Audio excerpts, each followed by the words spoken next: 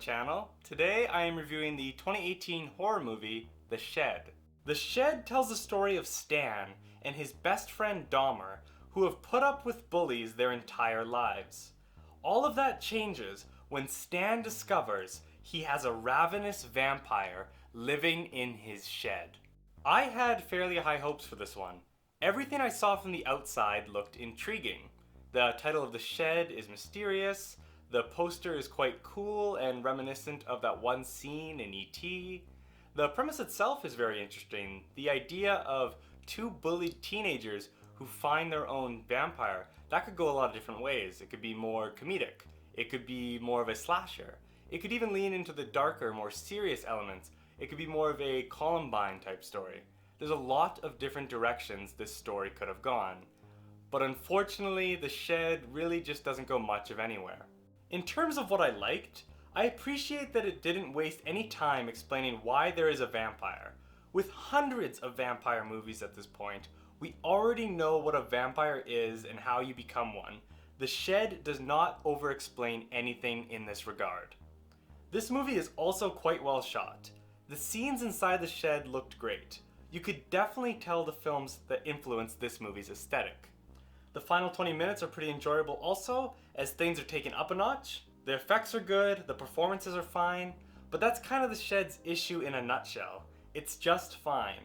It is very, very similar to movies that already exist, and it doesn't do much at all to separate itself, to move past its premise, or to add much originality to a story that you've already seen.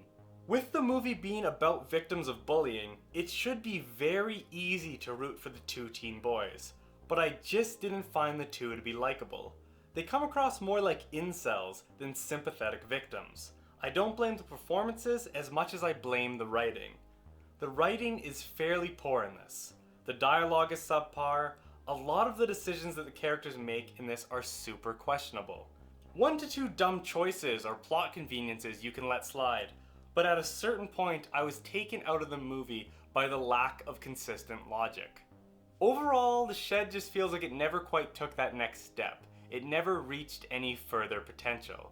It's alright, it's definitely watchable, I by no means hated it, but at the same time, as I said, there are very similar movies that are already out there that execute this premise way better that you can watch instead.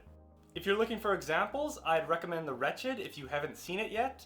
It's about a teen and something supernatural he finds next door.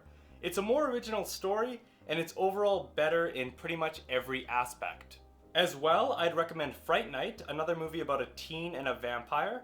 Fright Night clearly heavily influenced The Shed. If you haven't seen it, it's a classic that holds up very well and that I would firmly recommend.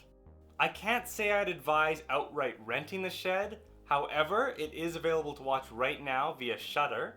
If you do not have Shudder, you can use this promo code to sign up for a free trial where you can check out The Shed for yourself, or you can watch any other horror movie that you would desire.